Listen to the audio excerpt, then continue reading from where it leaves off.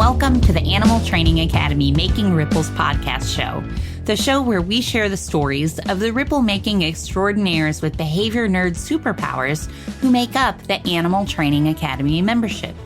I'm your host and one of the happiness engineers at Animal Training Academy, Shelly Wood from Drop Your Jaws Dog Training in Cape Girardeau, Missouri in the United States. We're absolutely thrilled and grateful to have you here with us today. Make sure you go ahead and hit that subscribe button so that you don't miss a single episode.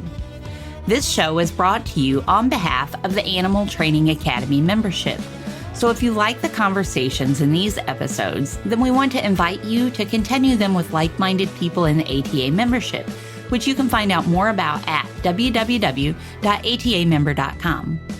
Within the membership, you can get access to twice monthly live web classes, the back catalog of previous web class replays, plus a huge library of videos and projects to help you problem solve your training challenges. And we're a sociable bunch with an exclusive private Facebook group and forums area. It's like a Netflix social media platform for animal behavior geeks.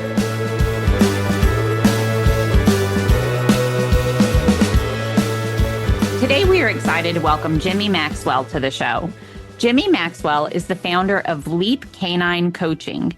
Jimmy's unexpected path into behavior science actually began at 19 years old when he was hired as a youth ministry director in a small farming community in southern Indiana. Over the next 9 years, he mentored high school teenagers from all walks of life, which gave him a profound hands-on masterclass in human behavior, even if he didn't realize it at the time. In 2010, he and his wife, Kelly, got a chocolate lab puppy named Lambeau and joined a search and rescue team. While that early introduction relied on traditional training methods, his involvement with the search and rescue community inspired him to pursue a degree in emergency management. When they moved to Indianapolis, he joined a reinforcement-based team, which helped guide his experience and journey towards search and rescue certifications from both the Indiana Department of Homeland Security and NASAR. Because of the freedom and bond that these training methods created, he found a new love for dog training. That experience led to 2 years of intensive clicker training for a local service dog company. He was then hired by Uptown Pup, a local dog care facility that lacked a training program at the time, to build their training department from scratch. After 7 years in that role, he launched Leap Canine Coaching in 2025. Today, he is a Pryor Academy certified training partner, a certified fear-free trainer, and has completed Michael Shikashio's Aggression in Dogs Master Course. Since Lambeau's passing in 2021 and the birth of his daughter in 2023, he has stepped out of SAR, but his core passion remains in helping others and dogs reach the full potential of their mutual understanding and bond. For him, fostering that deep connection is always the priority, which naturally makes behavior modification secondary and far easier to achieve.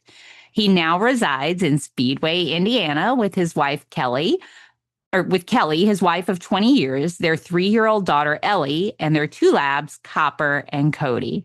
Welcome, Jimmy. I'm excited to have you here with us today. I'm excited to be here. Thank you for having me. You're welcome. And I was just reading your bio here in the part about Speedway, Indiana.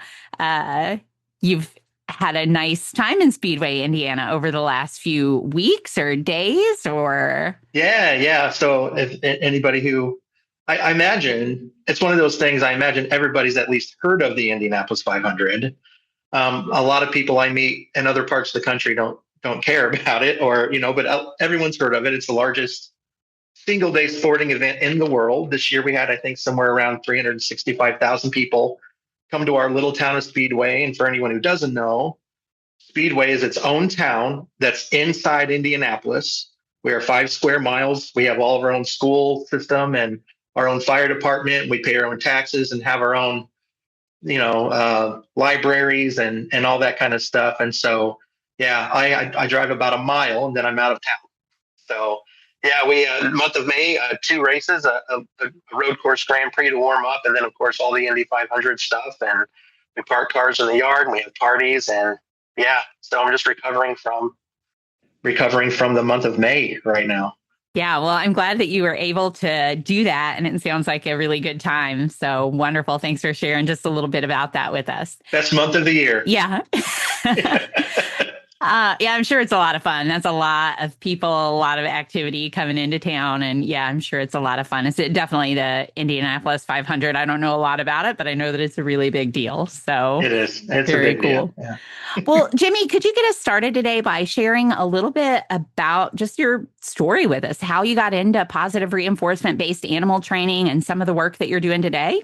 Yeah, I'd love to. And I was thinking about my journey, and you hear that a lot. People talk about their journey, and it would be easy just to be like, oh, I got introduced to it here, and then now I'm a dog trainer. But, my journey when I was thinking about it really kind of starts way back when I was 3 years old. And it's relevant because it definitely informs how I view dogs now. But when I was 3, my family got a dog, this little German Shepherd Husky mix. We named him Casey. I say we. I don't remember who named him. We have a picture of me being afraid of him at that age, and me because he kept jumping on me, and I was scared to death of him. But so I grew up in Bloomington, Indiana, and when I was 3, we got this dog. And my dad, for lack of just better explanation, was cruel to him. When Casey would do anything wrong, my dad would hit him and beat him with sticks. I mean, like, and at that age, I mean, I don't remember all of it. I definitely remember him hitting Casey and kicking him and doing all sorts of things like that. And it essentially made what, when I was a kid, would describe it as made Casey mean. And Casey was actually great with the people he knew and trusted. And, so us kids, he never laid his teeth on us. Neighbors that knew him never laid his teeth on him, but a kid came up to his fence one day and started kicking and taunting him, and Casey reached up over the fence and bit his face. And Casey was then quarantined for his entire life to a dirt pen in the backyard. Changed dirt pen, hay in the doghouse during the harshest winters and ice in the water. I've learned about how, ice isn't always the greatest for dogs, but then it was ice in the water during the hot summers, and he would dig these holes and lay in them. And he only got out of the pen once a year to go to the vet. He was fine at the vet. I'd ride in the back of the pickup truck. This was the 90s, by the way. So yeah, I rode in the back of the pickup truck with the dog all the way to the vet, and he was fine with the vet. We'd buy him a pig ear, and that was the extent of his quality. And in hindsight, it's one of those things that I remember, I look back to remember how Casey acted around my dad. Complete shutdown. And of course, like I can recognize that thinking back to how Casey was around my dad. And I think it was kind of like, well, he would never bite dad, but it was just complete fear. And Casey lived to be, it's one of those hard things to say. I mean, it's because it's like he lived to be, I think, 13 or 14 years old. I was 16, so 13 years old. He had a really bad hernia, and my dad had him put down. And so he lived like such a long life. And looking back, it makes me sad how long his life was, because it was just lacking in quality. And he did have some love. Like, I'd go out there and play with him in his pen, but he couldn't get out and play a ball. He couldn't snuggle on the couch. We didn't take him for walks. A couple of times he got out of his pen, he just went to the front porch and would just chill there. I think he could have been a good outdoor dog or even an indoor dog, but it just never happened. And so I remember after he died, my dad was really upset because my dad had to make the call to put him down. My dad was so upset. And I just remember this clear moment of, I was 16, me kind of being like in my head. Now, my dad was old school, so I never would have said this to him because he probably would have punished me, for lack of better terms. But I remember thinking, what the hell do you even care? Like, why do you even care? Like, you were treated that dog like crap, and now you're regretting that. So I remember making a commitment in my life that if I ever had a dog, he was not going to live like Casey. Now, that was long before any desire to work with animals. And, when I was in high school, I was very involved with my church and had really close relationships with my youth pastor and his wife. Their names are Brad and Colleen. They were like, my second set of parents. I was best friends with a lot of my youth group kids, mentored by my youth minister to lead and to teach, and always felt that I wanted to go into some form of ministry or music ministry. When I got older, I learned to play instruments and was thinking about that. And it's funny because I remember, and I had a lot of respect for Brad and Colleen. I still do. They're still really close to us. And They don't live in the area anymore, but I still see them as a second set of parents. I remember one time my dad had asked me, why do you respect them so much and do what they ask you to do, but I got to pull teeth to get you to do anything I ask? And I won't go into how that conversation ended, but looking back, it's like we could have a whole behavior study on punishment versus reinforcement and respect versus disrespect, and whether it's earned or it's a right. And it really kind of shaped how I viewed how people should be treated. Not to mention growing up in the church, Brad and Colleen really were that version of what I think people who follow Jesus should be, and their acceptance and their love, no matter what people are, who they are, what they decide. They were always just there for me and loved on me, and loved me like my parents, regardless of what I did, and I didn't have to impress them. And so, and I say all that because it definitely shapes my viewpoint on how I perceive the world and how I treat people. And they were informed by the gospel and how to treat people, and they informed me. And when they pointed to that and said, "This is why we live the way we do, it's just what we're called to do," that is what influenced me. It was reinforcement, and it was love and acceptance that shaped me into the person I am today, and not hate and punishment. And so I got into that, but I was not a good student. I have learned I have had long undiagnosed ADHD, and I'm sure a lot of the listeners to the show are shaking their head like, "Yup," it was, like I said, it was the 90s, and it was usually throw some Ritalin at them and hope it fix it. Now, I wasn't even diagnosed, so I didn't even have that kind of help. And so school was not for me. I didn't have a lot of options once I graduated. In my senior year of high school, my dad was diagnosed with stage 4 brain cancer. And my plan had been to get out of Dodge, to go to Africa to do mission work for 6 months. And then I was going to come back to Colorado, move to Colorado and do music ministry training for like another year. And then he got sick. So I decided to stick around because we knew he was going to pass. The writing was on the wall.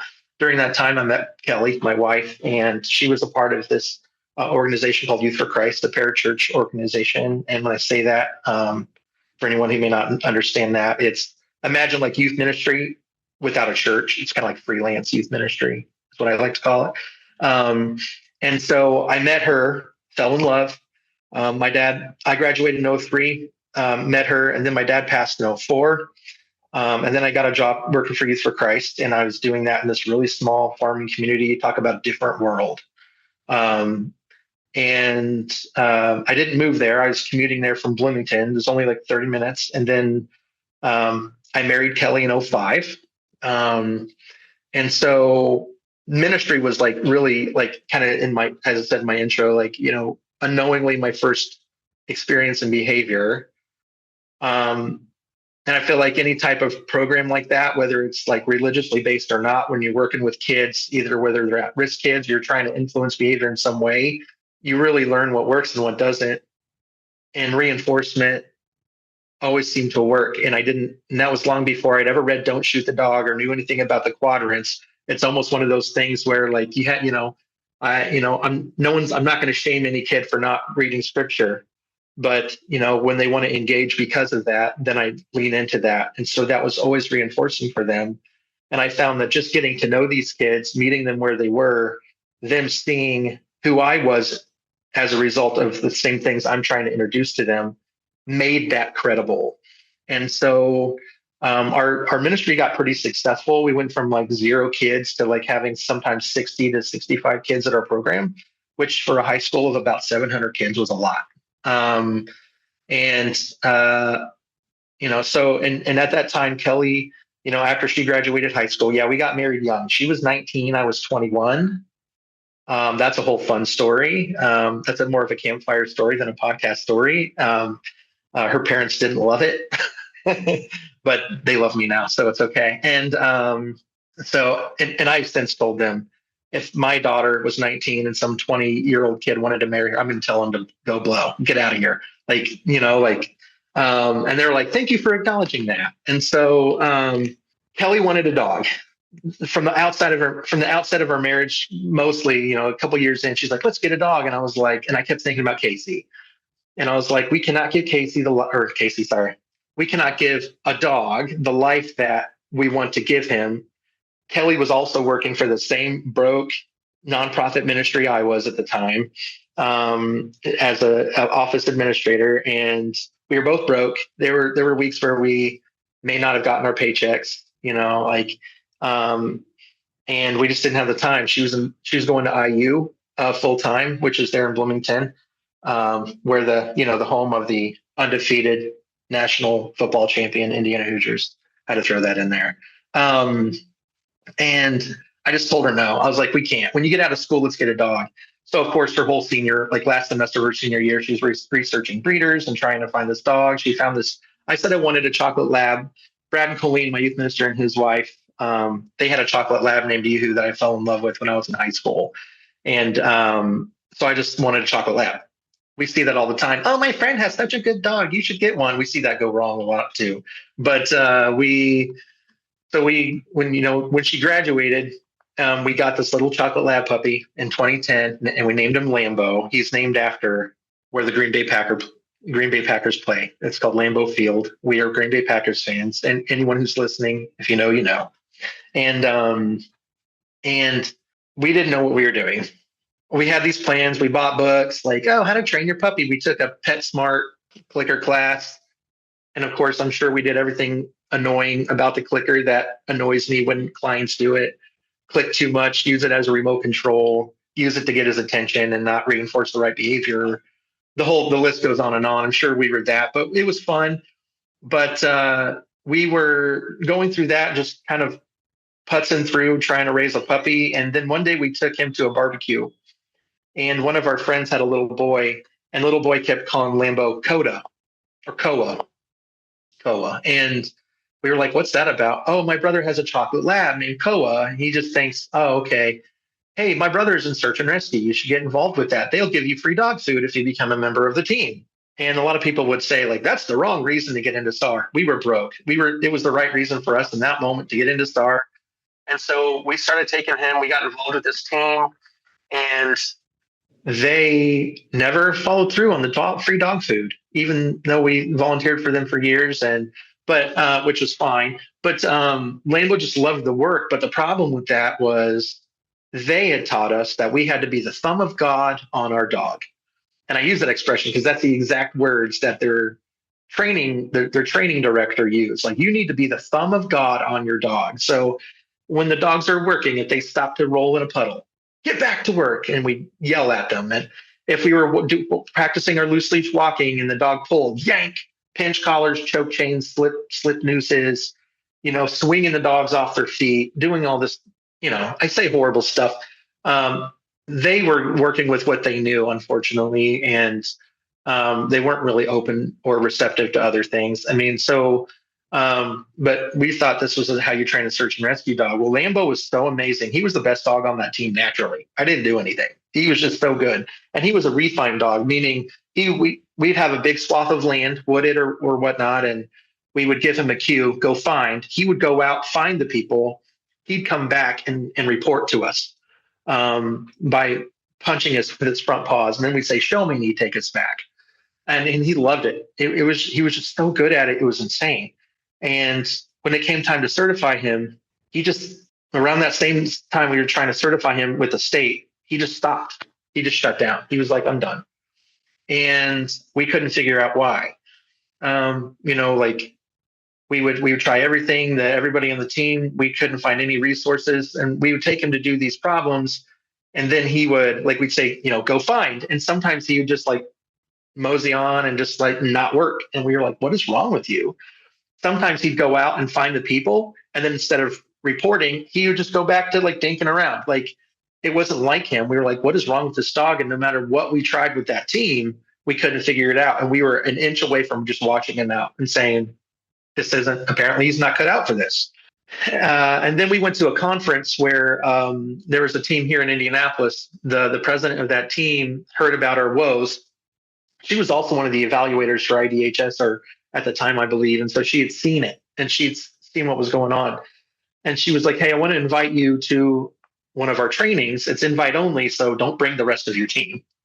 And I think that I don't think she was trying to be mean to them, but I later on figured out kind of why she didn't want them there, because they were a bad influence on us, really, when it came to the training. Nice people, a lot of big hearts there, but just didn't know what they were doing. And I remember we went to that training and get Lambeau out, let's see what he's got. And I remember getting him out of the car, and her name is Chelsea. And Chelsea said, first thing we're going to do, let's take that shock collar off the dog. We already had him in the shock collar.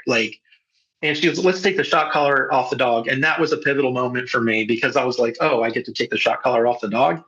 And then we went and worked him. And every time I was like, Lambeau, get to work, they were just like, what are you doing? I was like, what do you mean? He's thinking around. They said, who cares? He said, dog. And I was like, oh, I'm allowed to let him be a dog? And they were like, yeah. And so we ended up working a lot with that team. And after about 6 months, Lambeau turned it around and was back to his old self, working really hard. And not only working hard, but my connection with him really grew. Now, Kelly and I both had to certify individually with him, because it's a dog handler team. So we can't just certify the dog once and it works for both of us. If you want to run the dog in search and rescue, you have to be certified with them as the individual human. And so, I mean, and he did that, and we did that through not only IDHS, but we did that through NASAR as well. But it really, Lambeau kind of, and people would make jokes that even though he was Kelly's dog, he was my dog. And we just had this really close bond. And that really kind of just introduced me to what reinforcement-based training can do for someone, not even thinking then about how much I had already been utilizing that with people in my experience with ministry, until I really dove into the science and the learning. And so in 2016, Chelsea was the training director at that local service dog company. And she said, you want a job? And I remember looking at her like, are you insane? I was like, I don't know enough to train a service dog. And she goes, you know plenty. You want a job? And I was like, yeah. I was like I was in school at the time, and I was working part-time for like Chipotle or something. And I was like, oh, a job training dogs. Okay. And so, yeah, like for like 18 months, rigorous clicker training every day, Monday through Saturday. And, you know, talk about an opportunity to learn the clicker correctly, and, you know, working off training plans and troubleshooting things. And I'm the type of person who any of my friends would tell you that when I get into something, I'm like super all in to like a fault.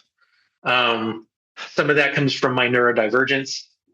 Most of it comes from my neurodivergence. And it's just kind of crazy how much I dove in, to the point where I'd be like arguing behavior things with the owner of the company. Like, for instance, I remember an argument we got into, not argument, it was a healthy debate that we got into during a staff meeting, where she was saying, this wasn't Chelsea, this was the owner of the company, saying that the threat of an aversive is not an aversive. And I was like, are you insane? And I was just like, of course it is. And I remember telling her that, so you're telling me that if you're driving down the street, the speed limit, and you see a cop at the top of the hill, your anxiety doesn't go up one bit? And she's like, well, of course it does. And I'm like, but you're doing what you're supposed to do, and that cop is not writing you a ticket. So apparently the threat of an aversive is an aversive. And then I had her on that one. I'm sure I lost plenty of debates. Don't get me wrong. I'm not that person, but that's the one that stood out to me because I basically won the debate. But, and so I was doing that for a long time, and I loved it. I had some really great relationships professionally and personally made through that company. Got a lot of great experience working with dogs. My favorite was just working with them in public. And then in 2016, a local company called Uptown Pup, who had boarding and grooming and daycare, were getting a lot of inquiries about training, and they didn't have any training program. Connie Swain, who you guys, you know, is a member of ATA, and you may know Connie.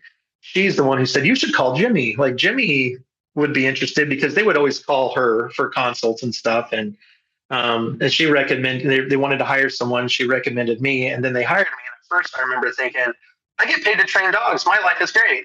And what I later found out was probably, you know, they did the best they could, but being paid far less than most dog trainers would be paid to do that. And I'm not complaining. I'm really grateful for the opportunity. But when Uptown Pup, I kind of told them like, no, I'm happy where I'm at. And then after about a month, they said, we'll pay you more money to do less, more flexible hours and to build a program.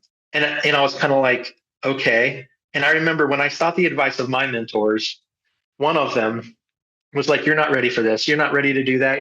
And so my other mentor, David Thatcher, who's also a member of AT, a lot of us know David, if anyone's been part of the book clubs or, he, recently became a business partner with Leap. But David was the one that goes, no, you're ready. And I'm like, but everyone says I'm not ready. And he's like, you need to get out there. And I remember telling me, failure is the biggest teacher. It's not going to be perfect. You can't expect to fix every dog, but the only way you're going to learn how to do this is to do it. And you got to be willing for it not to be pretty. And you'll find some success and you'll find some failure. Just do it. And so I took that advice and I did it. And it was definitely messy at first. I remember the first private client I took that was just me. I was a nervous wreck, did the best. And looking back at that session, I remember just kind of like putting when I think about it, I put my hands like in my, my face in my hands. I'm like, what was I doing? Like even the advice I gave was probably not great. It was not wrong. It just probably wasn't right for that dog. And so I started building that program. And I learned a lot professionally through it. I was a training manager for a while. I was general manager for a stint at that facility. And then after kind of, I took a step down and became out of management roles there. I started Leap Canine. And now I basically do all the same stuff, but I get to be my own boss. I work with a lot of local therapy dog, a couple of therapy dog groups, a lot of people in the area looking for how to help their dogs function in public. The number one thing that I think that my clients usually call me for is reactivity. Am I perfect at reactivity? No. I mean, I'm still constantly learning, as we all are. But I would say 95% of my clientele are some of those behavior mods, aggression, reactivity, a little bit of separation anxiety. I would say I dabble in cases that are straightforward enough for me. But a lot of trainers that I know, including myself, are kind of like, some of those protocols can be really, I wouldn't say difficult, but hard to sell, I guess is the way to put it. And that's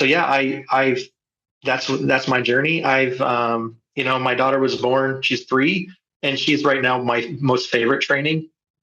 My most favorite training challenge. She's 3. We call her a 3-nager. She tempts me to use punishment every day, and I resist very, very hard. I'm not perfect, but like using reinforcement and thinking about reinforcement-based tactics with her is really weird, but also really fun. And I have my 2 dogs, which they're anxious messes too at times, but they also give me a run for my money. So yeah, I'm just enjoying helping people day to day and figuring out what I can do with people and help in terms of helping them connect with their dogs. So that's where I'm at. Awesome. Well, thank you for sharing all of that with us so far. And with your work with Leap, is that all in-person work? Are you doing any work remotely or just seeing folks there in that Indiana area, kind of where you are? Yeah, it's most of my clientele is here in Indianapolis or the surrounding communities. There's other towns, just like any city, we have other towns that aren't Indianapolis, and I serve most of them. I've driven to a couple of clients. There's about 45 minutes south. There's a little town called Franklin. I've got a client there, and then about 30 minutes further south of them, I've done a consult, and that's at that distance. I'm pushing virtual if it's possible, or trying to find a solution for them that maybe a trainer nearby if I can know one or find one. But that can be a little bit difficult. I do offer free consultations, which, sometimes people are like, you should charge for the consults. If I go really, really far, then I'll definitely charge a little bit, at least for my time and the expense of it all, especially with, gas prices, the way they are. But for me, it's about making that connection in those consults. And I also feel like I have a better out if I decide not to work with them. I've not then said, hey, like, oh, thanks for paying me for the consult. I'm not going to work with you. And Anybody who's been in the game long enough knows that sometimes there's clients that you very diplomatically and cordially decline for one reason or another. And sometimes it's logistically, you're too far, or I need to refer you to someone with more expertise on this. And sometimes it's people just unwilling to be okay with your philosophies. And so I like having that, making and feeling less pressure, being open to make a connection with the people and their dog, and then saying, this is what it's going to take. And if you want to go forward, this is what it'll cost, instead of saying, okay, well, now you owe me, $50 for a consult. And I do that the best I can. And that's just part of what I've always kind of felt like it should be for me. I know that's not the same for everyone. I don't judge any trainer for charging for consults. Uptown Pup does, but they have a lot more overhead. The company I was with for 8 years, and I get that. And I've got no qualms with charging them through when I had clients with them. But for me personally, it's So mostly this area. And I've got a couple of virtuals when it makes sense. Okay, great. Yeah. And I think that I know you mentioned doing a lot of kind of reactivity and aggression cases. I think in some aggression cases, it seems like virtual really does make sense, at least at the beginning. I see you nodding. So you think so sometimes too. Absolutely. Yeah. Well, Jimmy, thank you again for sharing everything that you did so far about your journey. I really liked it. You said at one point when you were talking, you said that reinforcement always seemed to work. And one thing that really stood out to me when you were talking was your astute observations of your father and his relationship with Casey versus other people's relationships with Casey, and how the reinforcement approach versus the punishment approach really seemed to work there. And then, you pointed out the same thing again with, I believe it was Brad and Colleen, the youth pastors, and how their approach with you using a more, even though you might not have used those terms at the time, using a more reinforcement-based approach to building relationships was really effective with you. And it's cool to see how you're now spreading those ripples forward in your work with people and dogs. So I really enjoyed hearing about that. Well, thank you. You're welcome. And I would love it if you would be willing to share with us now about a training related challenge that you've experienced, and a little bit about how you worked through it and some things you learned from the process. Yeah. So, that's an interesting question. And ever since you kind of like posed like this is kind of the thing you're going to ask, and I knew you were going to ask this because I listened to the podcast, and I was even talking to my wife, and I was kind of leaning on a certain direction of some things to share, because I don't really have, outside of what I feel like everybody faces, what I would assume everyone faces, everyone that I know as a trainer or professionally face those knowledge gaps, right? Like, I have those moments where I've like, okay, I've exhausted plans A, B, and C. And what I normally will tell my clients, I have no qualms with telling clients that I don't know. It's almost like a policy. When I've worked at Uptown Pup and I've been managing other trainers, I always say it's always better to say I don't know than to guess. And so, but one thing I always say is I don't know, but I'm going to find the answer. And one way that I put it, and it's a term that I borrowed from my psychiatrist, is I need to let me consult with my collaborators and I'll get back to you. And, it's a better way than to say, let me talk to all the trainers I know and put it out on Facebook to figure this out. And so, and I think everybody kind of experiences that. Every trainer I've ever known, no matter how experienced they are, I've had this client that I don't know how to get through to them, or I have this dog and the client's doing everything I ask and there's no result. And we've been working. But I think the thing and so I was trying to think of examples like that. But I kept coming back to something a little bit different. And my wife affirmed this last night, and I kind of laughed because I'm like, yeah, I do that. And that's a problem. And I think the biggest challenge for me, because I'm such, a people person, I get very, very emotionally involved with my clients. And I don't mean that in like an inappropriate way. I just mean that in the sense that I get so invested that I take everything personally, and not to the point where, like, if a client that I've been working with a long time called me today and said, hey, like, either they could even say things aren't working out, we're going to go another direction. Like, that would sting, but I would learn from it and I'd move on. I'm not going to perseverate on that all night. But when they're really invested and they stay invested and I'm there to help them, even if I pull in other help and things don't go the way that you want them to, I take that really hard. And you know, I've worked with, I mean, I don't have real data, but I've probably worked with hundreds of dogs over the past 10 years on some level. And I've had clients call me. I'll be honest. Maybe other people can relate to this. I've had clients call me and, hey, you worked with me 3 years ago. We did 4 or 5 sessions, and I have no idea who they are. Like they give me their name until I like see what their house looked like, and I'm like, oh yeah, I remember them. But like, I have no idea who they are. Some of them stick out more than others, but it's hard for me to remember every single one. But the ones that I remember all the behavioral euthanasias, every single one. I can see their faces. I remember their family. I remember all the circumstances. I could write down every little nuance to those cases and what we did and what we didn't do and what those dogs did to end up in the situation that they were in, or what circumstances those dogs were in. And I remember taking them really, really hard. And the first time I ever had a dog that ended up in behavioral euthanasia, I mean, I lost sleep. I think I took a week off of work. I took it so hard. And I learned that, through that, it's looking back, none of them did I think it was the wrong thing. It was definitely the right thing, the right choices, not only for them, but their families as well. It was the right call.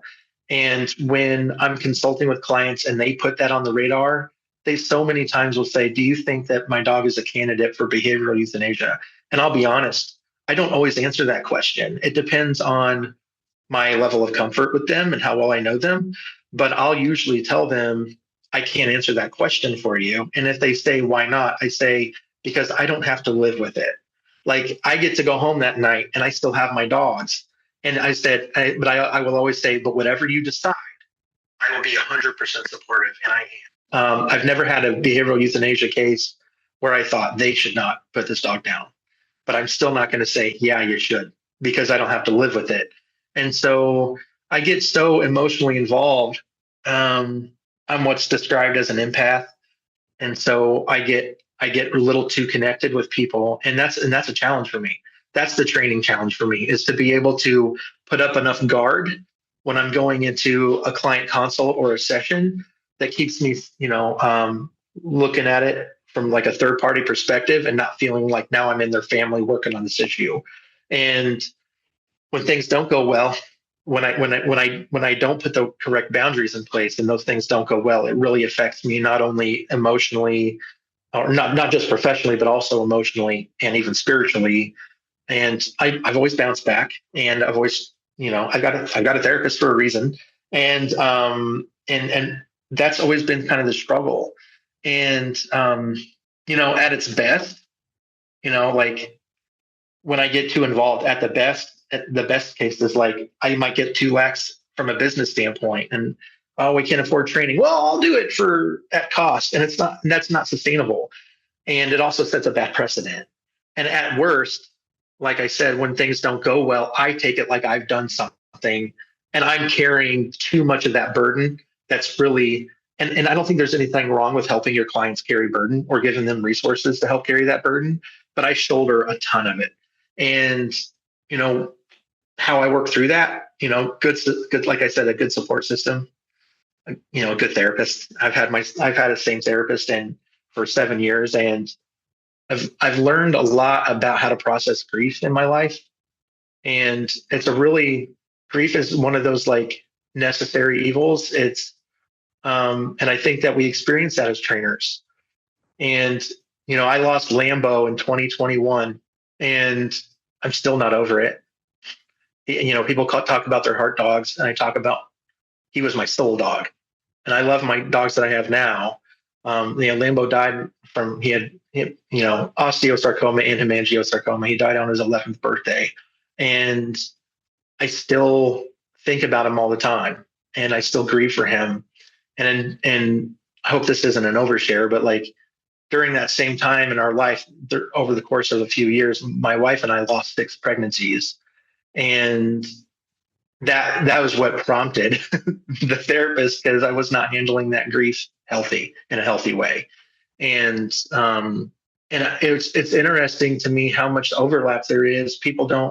I think it took a while for me as a dog trainer to notice the overlap and equate the role of grief and compassion fatigue. And we hear that a lot as trainers, compassion fatigue. What that translates to for me a lot is grief. And grief is not just like, people who haven't experienced grief, which I'm sure most people have if they're adults, have experienced some level of grief, but it's not just being sad for something that's gone, but it's trying to come to terms with the life that isn't or never will be. And not just life as in other people, but the life that you envision having.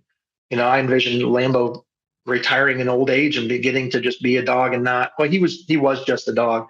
He was able to be a dog, but like I thought there's going to be days where he doesn't want to do STAR, and then he'll just be a dog chilling at home, and he never was that. And, and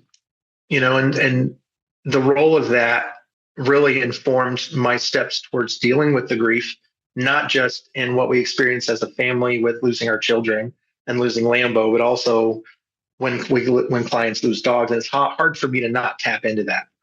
And one of the things that helps me is to lean into it and to reflect on it and not try to avoid it.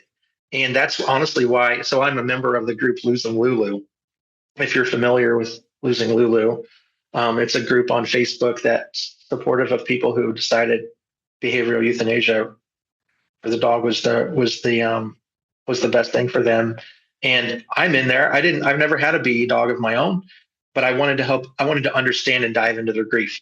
And I wanted to and tap into it because it informs how I treat people who make those decisions. And I think that, the struggle is I get too emotionally involved, but what I've learned from it is that there's nothing wrong with making connections with people, but doing it in a way that's tempered and with some accountability in your life, and having people in your life that go, take a step back, and it's okay to feel like you want this dog to make it, but don't beat yourself up when they do. And it's sometimes that's just the nature of it. And like I said, if you were said, Jimmy, tell all 4 stories about all, it's four dogs I've lost to BE as clients, and I could tell you all about them. And did I get too involved with, emotionally in those situations? Absolutely. Did it make me any less supportive? No, it didn't. But I just had to learn how to help deal with those things on my own in a healthy way. So yeah, I guess that's the struggle, and that's what I've learned. But I wouldn't say that I'm good, like in terms of I'm good, I can deal with it perfectly every time now. I don't. I'm able to recognize it from further down the road and go, here it comes. Here comes the wave. I either ride it or I outrun it, but I don't just let it crash into me anymore unexpectedly. Thank you for being vulnerable and sharing all of that with us, including about your specific losses. I appreciate your openness and honesty. And I also appreciate you sharing about that specific training challenge, as I think it's something that probably a lot of trainers experience and go through, getting a little bit overly connected, at least in, some of us maybe in a lot of cases, and some of us at least in some cases. And it's something that I don't hear talked about a whole lot. So I really appreciate you sharing about it. And I liked that you also talked about learning to lean into it and reflect on it rather than trying to avoid those feelings as part of your strategy for dealing with it. I think it's helpful to think of it in terms like that. And I think that by doing things like having a therapist and a trusted support group to rely on, that's a great way to have the support you need to lean into it. So thank you for all of that. Yeah, and just to kind of tack onto that, I think that like I said, I know I mentioned my dad. My dad was old school, and I'm not going to get in. We don't have to get into this. Isn't a therapy session, but I wasn't raised to share feelings. And if I could say anything to other trainers out there, of all walks of life, but especially those kind of trapped in the toxic masculinity of not sharing those feelings. And I think that, and it's not just men, it's everyone. I from the standpoint that I'm at, I grew up, you don't share your feelings. It's just not something that you do. And sometimes it's a sign of weakness. And no wonder there's people in this world who feel like they can't talk to anybody. And I'd say that if anyone out there is feeling like they can't or shouldn't or have any reason why it's hard for them to voice those things to someone, find a better someone, right? Or find new someones that can shoulder that. I mean, I'm so thankful for ATA and the whole community, the whole Karen Pryor community. I could walk up and say, man, I feel completely safe. And if people aren't feeling safe, they need to find places they can feel safe. And it's probably not them. And it took me a while to learn that. It's not me. It's the people that I feel unsafe around. You don't have to write them off out of your life, but surround yourself with people that are safe so you can share those types of things. And if not, you're going to burn out. You're going to be done quickly. If I didn't have those people in my life, I wouldn't be in this business anymore. 100% guaranteed. Yeah, thank you for adding that. And I agree. Thank you for shouting out ATA as being one of those safe spaces too.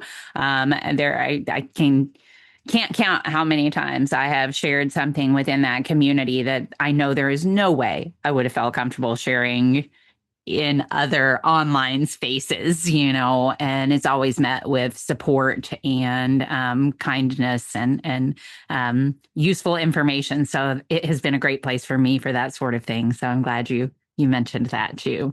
Yeah. Jimmy, could you share with us now about a training situation that you're proud of and or have found reinforcing? Yeah. So kind of in the same vein, and it kind of segues from, the challenge, because one thing, I'm just going to toot my horn, it's weird. It's still weird to me. Toot your horn. We're not conditioned from young ages that, it always seems like humble brags or whatever, but yeah, I'm going to toot my horn a little bit. One thing that I do confidently well, I can't say that there's any one absolute behavior that I'm like 100%. Oh, I got this. You have certain trainers, a lot of trainers that I respect that have written books on specific subjects with dog behavior, and they're all really great. But I'm not that trainer. I'm not that trainer that's like, oh yeah, I'm the reactivity expert, or I'm the, and so what I do well is connect with people. And there's been times that I've learned from doing it wrong. And there's been times that I've taken big risks in what I say and how I react to people when they're talking about their dogs. And I think we have to find that balance of when do we push and when do we pull, and when do we kind of just let things flow. And I think when I first started training, the culture kind of lent itself to like, it's this way, it's my way or the highway. Like, no, you're going to use punishment in your training. How dare you? I won't work with you. Like, and I was definitely there. And I've never been like, oh, you want to use a pinch collar? Nope, I'm out. Like, I would try very hard not to be judgmental about it, but I had pretty stern boundaries there with clients. And I definitely am not there anymore. And I think it's become far more relational, and I'm really proud of that. And a couple of, for instances, like I once had a well-known trainer say in my presence, and I don't disagree with this, but it was like, you should keep your personal life checked at the door when you talk to clients. And I just spent 20 minutes talking about how bad it can be to get emotionally involved. And so I definitely find the value in checking your personal life at the door. But I think the thing that I have found that I'm proud of is that balance in terms of when I'm first trying to, let's call it what it is, convince these dog owners that there's a better way to do it. And we tend to have to find those little cracks in the door to get the door open. And here's a good, for instance, I remember I worked with this family in a wealthier part of an Indianapolis suburb, and they had this little doodly puppy and two young girls and the mom. They were the ones that initiated this training. I had not met the dad. I did the consult. The kids and the mom were there. I hadn't met the dad. He was working. The first session, I did a lot of this. We talked about reinforcing the behavior that we want instead of punishing the behavior we don't want, incompatible behavior. And the mom was kind of like getting it. She was buying it. And the kids were kind of, they were probably 5 and 7. So they were everywhere. And she was getting it. And we did some clicker training and it was going well. The dog was understanding. 5 minutes left in the session, the father comes home. Nice guy, comes in. Oh, hi, Jimmy, I'm so-and-so. And shook his hand. And he's like, so what are we learning? And so the wife goes, here's what we're learning, yada, yada, yada, and tells it. And he literally looks at her and he goes, so when do we tell the dog no? And I was about to respond to him. And she goes, oh, we don't. And you can see him tense up. And not in like an angry way, but just kind of like, it sounds in a way that you would hear someone say, like, talk about voodoo magic or something. Like, it was just, like that seems weird. And he kind of looked at me and he kind of is like, that doesn't make sense. And in that session, the consult in that session, I made observations about their home. Scriptures on the wall, right? Bibles and religious type books on the shelves. I don't talk about that stuff generally unless someone else brings it up. I don't talk about politics and religion and stuff to people generally. But I definitely got the vibe that they were one of those like kind of like a church going family and, very polite children. And I'm like, okay. And I looked at the man and said, so let me ask you something. I go, you're a man of faith, right? And he's like, yeah, I'm a man of faith. And I was like, read the Bible, you want to follow God. And he's like, yeah. And I'm like, do you want to, I go, what's your motivation there? And I was like, are you doing all that just so you can go to heaven? And of course, mind you, for everyone listening, I have a ministry background. So, I mean, and I share some of these beliefs with this man, some of them. And I said, are you doing all that so you can just go to heaven? Or are you actually striving for a real relationship with God?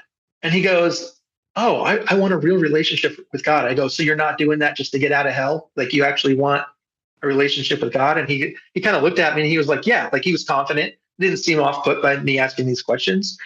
And he was like, yeah. And I said, okay, well, let me ask you this. Do you want your dog to do what you ask because it cares about you and you have a connection with it?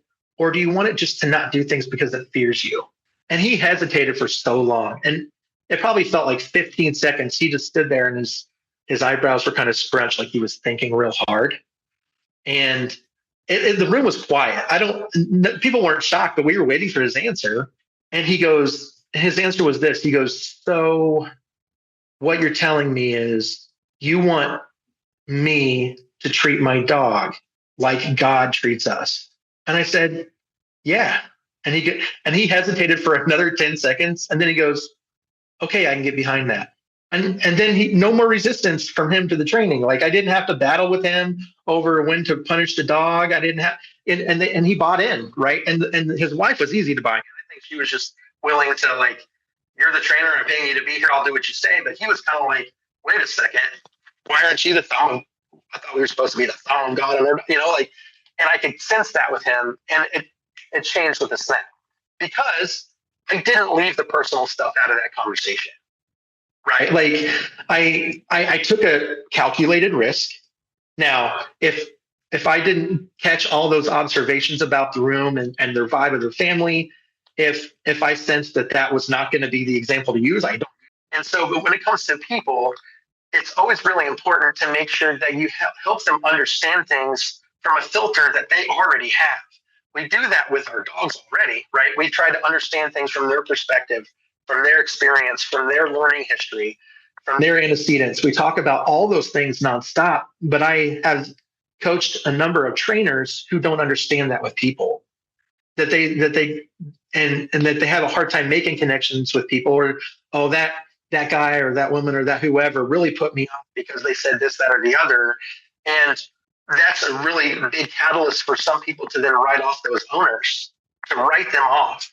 And maybe they continue working with them, but then we grumble about them behind closed doors. Oh, they're the worst client ever. Instead of us going, okay, if this was a dog, what would we do? We would try to understand their learning history and why they feel that way and why they've been burned by that. Or maybe they've worked with another reinforcement-based trainer that was not effective. Or maybe they tried it and didn't work and they had a dog that, for whatever reason, did great on the invisible fence and it was never a problem. And now you're telling me not to do that. And so that is something that I feel like I do really well. And making sure people understand not only the science, but where I'm coming from, but from perspectives that they understand.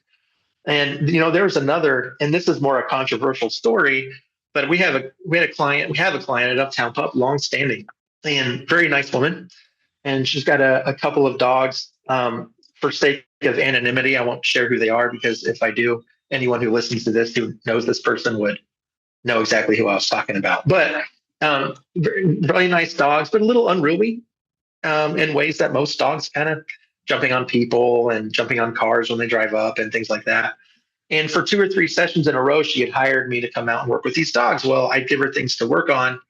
And every week, I didn't work on it at all since our last session. No, I didn't work on it at all.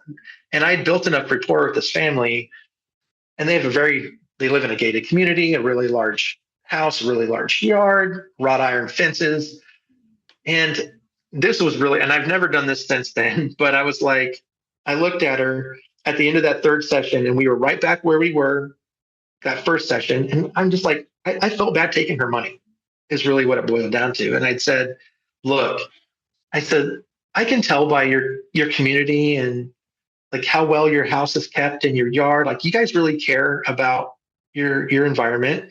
I go, you guys probably also do really well to manage your money and not just throw it away, right? And she kind of looked at me and was like, oh yeah. Like, she didn't seem off put. That was kind of like the feeler, right?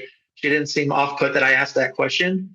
And then I said, okay, well, if you keep paying me to come back here and tell you the same thing every week, you might as well take your money and wipe your ass with it and flush it down the toilet.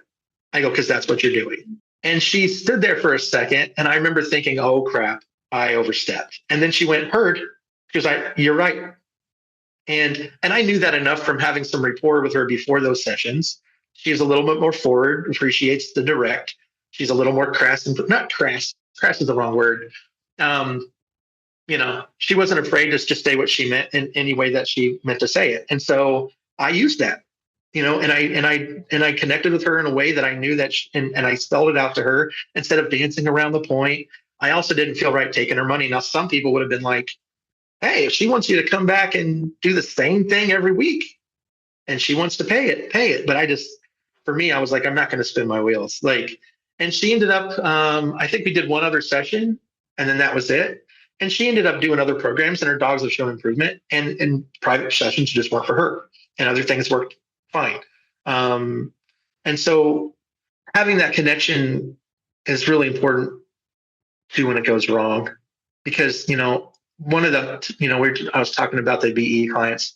The most recent one was probably the toughest. It was a number of months ago, really close to the family. I call them friend level clients, and I've just known them for years, and their dog. And, even after their dog was put down, and I'm like in my car crying, like they didn't know that it hit me that hard.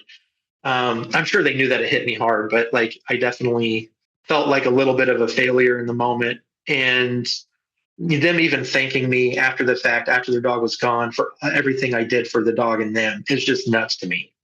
And I think that's where that connection can definitely help.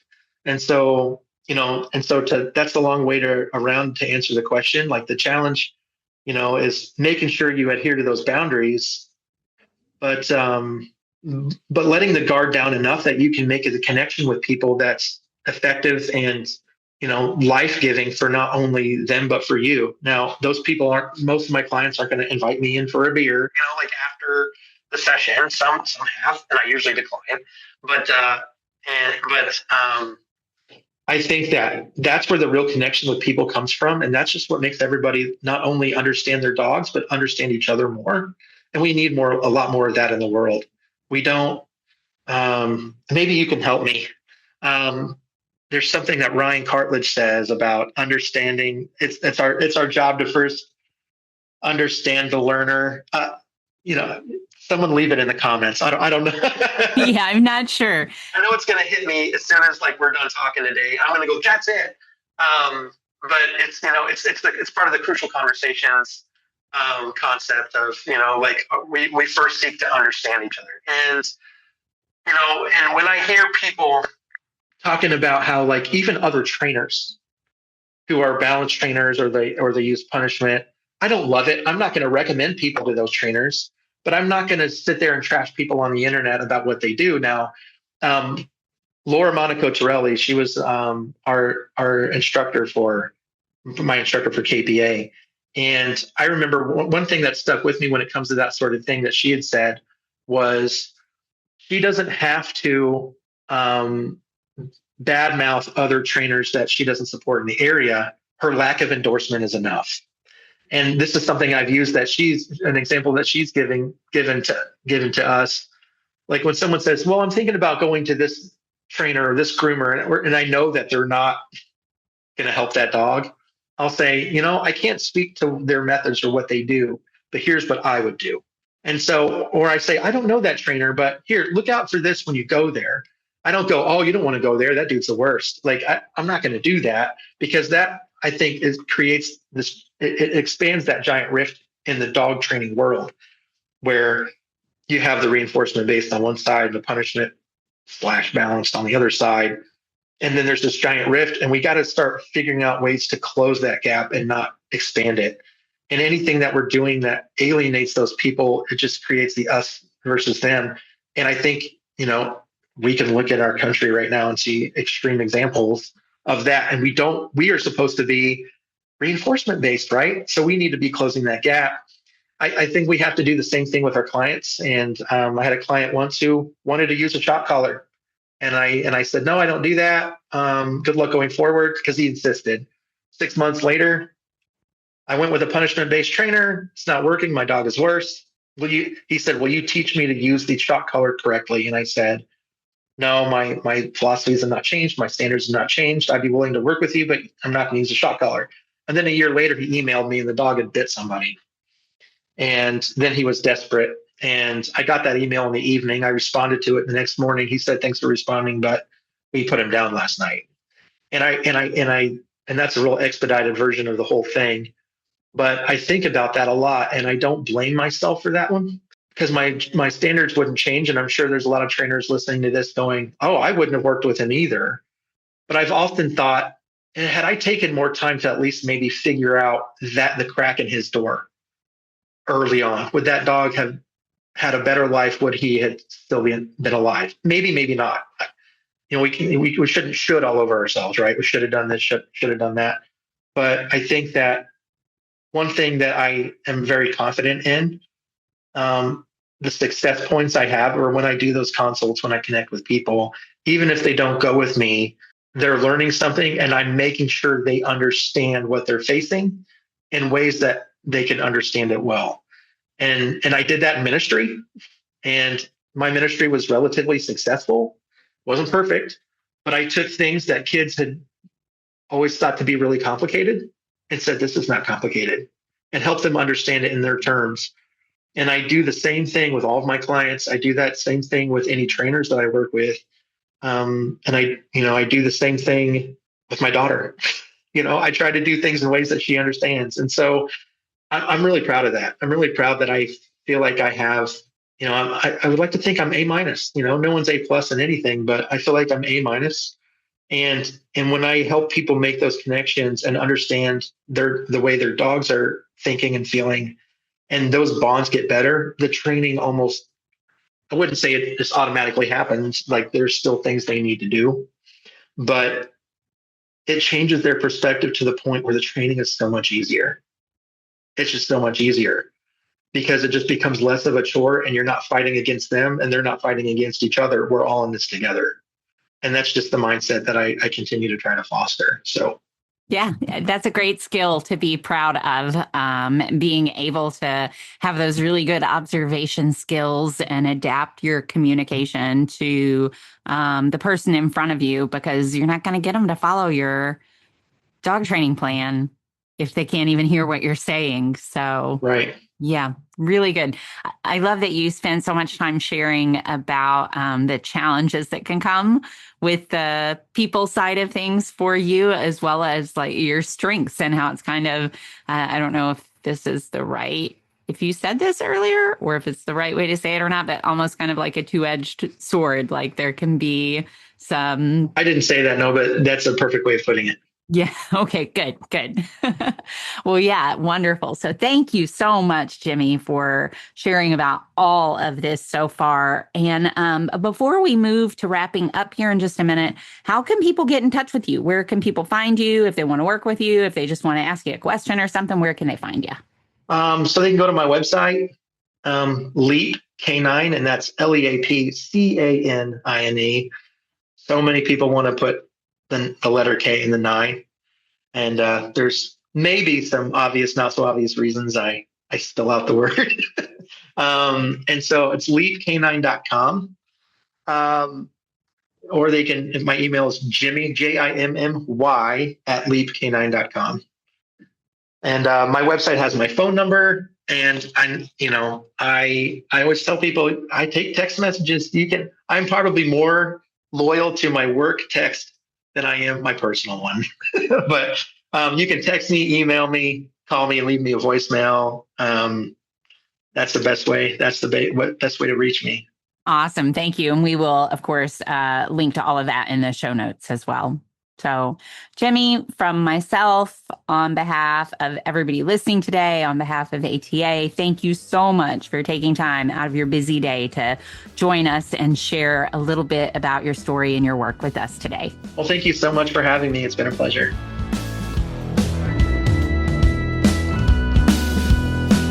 We do, of course, appreciate all of you tuning in as well. And if you have enjoyed this episode and are interested in carrying on the conversation about working with the animals in our lives in the most positive, most fun, and most choice-rich ways, then as mentioned at the start of this episode, the Animal Training Academy community is waiting for you. Head on over to www.atamember.com and click on the membership button in the main menu to learn more about what members are describing as the Netflix social media platform for behavior geeks. That's it for this episode, though. Thank you so much for listening. You'll hear from us again soon.